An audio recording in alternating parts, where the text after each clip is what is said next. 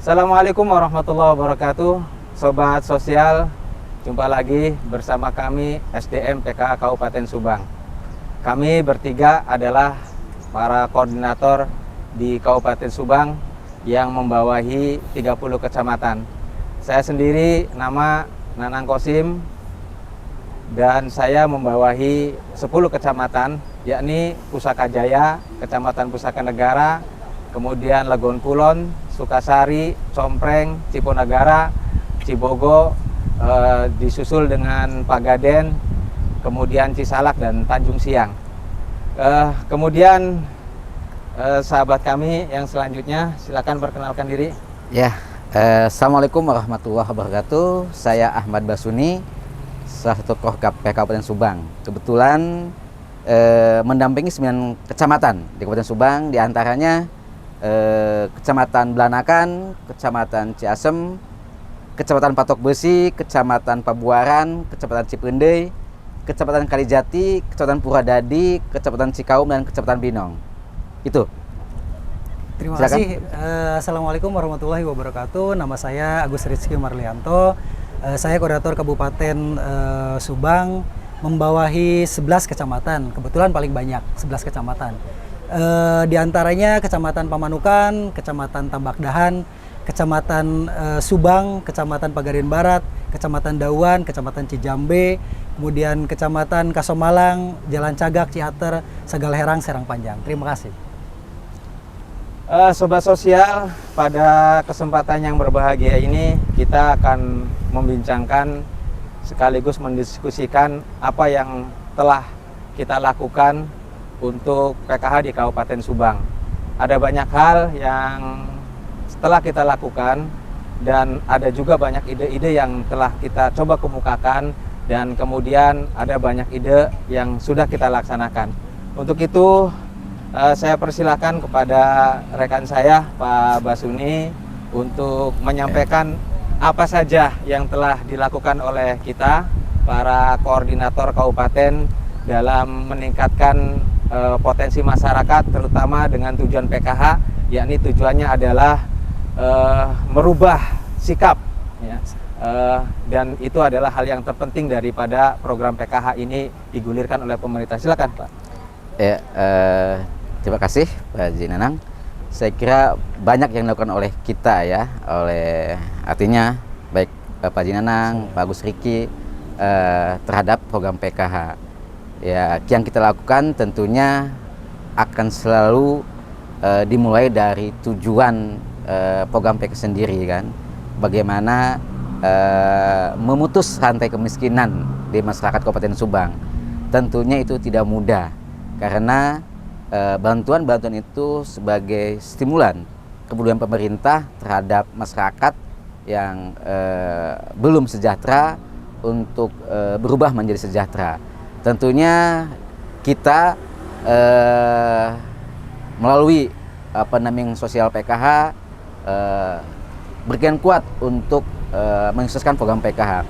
Di antaranya yang saya lakukan pertama adalah mengkuatkan sendiri dari SDM program di kecamatan masing-masing kecamatan, bagaimana ada kesamaan pemahaman ada SDM PKH dalam kerja-kerja di lapangannya dalam hal pendampingan KPM PKH-nya.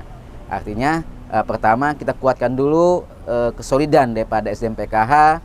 Yang keduanya kita lakukan juga bagaimana menguatkan FDS.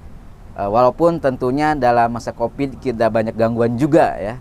Nah, tapi kita berupaya masa-masa Covid itu kita lalui dengan sebisa mungkin untuk melakukan pertemuan FDS itu. Dan sebelumnya kita bisa melakukan dengan menguatkan KPM dengan baik ekonomi, kemudian pendidikan, kemudian juga kesehatan. Nah, artinya pendamping dikuatkan untuk komitmen kuat untuk melaksanakan FDS, sehingga betul-betul tujuan itu merubah mindset tadi, pemikiran tadi terhadap KPM PKH itu bisa dilakukan ketika memang rutinitas daripada FDS itu bisa dilakukan oleh semua SDM PKH, artinya pendamping sosial PKH. Saya kira itu mungkin yang awal-awal. Dan adik Pak Agus Riki silakan. Ya sama ya. Kalau untuk penguatan di KPM itu sendiri itu memang berawal dari pertemuan-pertemuan kelompok, terutama dari FDS itu sendiri. Karena memang banyak hal dibicarakan dalam FDS tersebut. Pertama mungkin dari kebijakan-kebijakan Kemensos, kemudian yang lainnya hal-hal yang memang dari penguatan keluarga, ekonomi, hal segala macam. Nah, di samping itu juga khususnya di hal ekonomi. Hal ekonomi juga mungkin kita juga sudah melakukan bagaimana penguatan terhadap ekonomi di masyarakat itu sendiri terkait dengan mereka tidak boleh terjerat terhadap Bank Emok. Itu. Jadi kita juga pernah melakukan menginventarisir mana KPM-KPM yang memang terjerat dengan Bank Emok. Kemudian menginventarisir juga KPM-KPM yang mempunyai usaha-usaha yang memang luar biasa yang bisa dieksploitasi oleh teman-teman dari pendamping itu sendiri. Mungkin itu. Oke, memang banyak hal yang sudah kita lakukan dan teman-teman SDM di Kabupaten Subang ini dilakukan. Di antaranya bukti daripada itu semua, kita sudah menggraduasi sekitar 3.000 KPM di 2021 karena taraf ekonominya sudah meningkat. Salah satu gambaran contoh adalah salah satu KPM kami yang ada di Kecamatan Alan itu apa? Cijambe, di mana ada salah satu KPM kita yang itu graduasi mandiri karena mereka dengan didampingi oleh salah satu pendamping kami, yakni Asep Iman Ansori, kemudian dibina, kemudian juga diarahkan dan sekarang sudah menjadi pengusaha abon ikan mas. Dan itu sudah berhasil diekspor kemana-mana. Di samping itu juga ada potensi-potensi yang lain, seperti si KPM memiliki memulai usaha roti, kemudian sekarang sudah berkembang. Dan ada satu hal yang unik juga di kecamatan tersebut, bahwa ada seorang pendamping yang menciptakan kreasi, yakni berupa serat daun nanas yang kemudian menjadi kain, dan itu dia berhasil melatih ya, kemudian membina para KPM dari 30 orang ya, walaupun dari 30 orang dan sekarang tinggal 9 orang yang kemudian bertahan dan bisa terus bertahan untuk mengolah ini dengan baik. Di samping kalau di wilayah Pantura dan lain sebagainya, ada banyak potensi di sana seperti pengolahan ikan dan lain sebagainya, seperti contoh di Belanakan yang kemarin juga bersama TKSK, bersama PKH dan dari pihak dinas juga memberikan pelatihan-pelatihan bagaimana cara pengolahan ikan, dan itu adalah salah satu contohnya. Tapi ada hal yang lebih penting yang saya pikir ini adalah dimulai dari awal, bahwa pendamping PKH sudah berhasil merubah mindset. Di antaranya KPM itu, apalagi di Subang, terutama di Pantura, dan saya pikir sama di daerah-daerah yang lain, bahwa KPM itu konsumtif. Artinya ketika mereka mendapatkan uang, itu langsung mereka belanjakan atau bahkan dibayarin hutang ya, Mas ya. Nah, dibayarin hutang karena sudah terjerat Bank Emok, dan ini kita sudah upayakan bagaimana mengedukasi mereka. Artinya uang yang mereka minimalnya uang yang mereka terima dari PKH itu kemudian dibelanjakan untuk kepentingan kesehatan, kepentingan sekolah, dan selalu kita kontrol. Termasuk para pendamping juga sering mengontrol bagaimana keaktifan mereka di sekolah, juga keaktifan mereka di di posyandu, dan ini meningkat tajam ya, meningkat tajam. Artinya apa? Artinya ini adalah sebuah keberhasilan yang yang telah dicapai di Kabupaten Subang. Kalau laporan ke Bupati kita kemarin itu Pak Basuni, ada sekitar berapa yang sudah lulus SMP ya, itu kan sudah 19.000 kalau nggak salah. Kemudian juga yang lulus SMA ada sekitar 18.000, dan dari SD 31 menuju ke SMP itu yang terbanyak 31. Artinya apa? Artinya bahwa dengan program ini pendamping sosial SDM PKH itu telah merubah mindset mereka. Artinya bahwa anak mereka harus sekolah untuk memutus rantai kemiskinan. Barangkali ada hal yang lain, silakan. Ya, tambahan saja ya, saya kira Sobat Sosial betul, jelas dan terasa kontribusi program terhadap perubahan pemikiran daripada penerima bantuan sendiri. Di kita memang harus program-program tadi bisa kita lihat juga, contohnya ketika pemberdayaan masyarakat, kita lihat ada perubahan-perubahan sederhananya pendapatan dan nanti menjadi digraduasi. Itu contoh real dari perubahan-perubahan yang terjadi dari program mereka sendiri. Nah, tentunya pemberdayaan itu juga butuh dukungan dari stakeholder terkait dari pemerintahan pusat, provinsi maupun daerah, sehingga kita bersama-sama untuk memutus rantai kemiskinan ini dalam konteks graduasi mandiri tadi dari KPM PKH. Adapun juga bukan itu juga, misalkan keberhasilan program artinya mengawal wajar Dikdas itu terpenuhi, kata tadi Pak Jina mengatakan baik yang lulus SMA, SMP dan SD itu sudah sangat signifikan. Luar biasa untuk mereka wajar Dikdas terpenuhi dan terselesaikan dengan baik oleh didampingi oleh SDM PKH.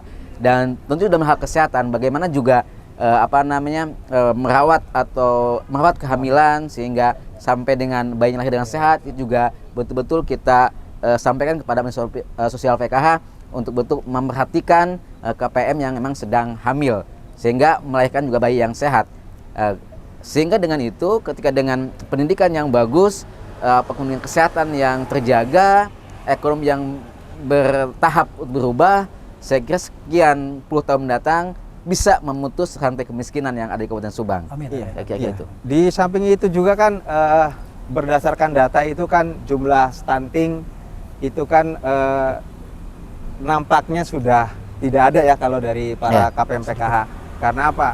Karena memang KPM PKH sudah memiliki kesadaran untuk untuk membelanjakan yang dari PKH itu atau dana dari PKH itu adalah untuk kebutuhan kesehatan dan pendidikan. Jadi berdasarkan data yang kemarin, kalaupun ada kasus stunting di Kabupaten Subang, itu bukan dari KPM PKH. Nah, ini menunjukkan bahwa salah satu keberhasilan daripada program PKH di Kabupaten Subang, di samping juga pemberdayaan dan lain sebagainya. Silakan tambahan dari Pak Agus Riki. Ya, menyoroti tadi dari Pak Haji Nanang terkait dengan pemberdayaan yang ada di Cijambe ya.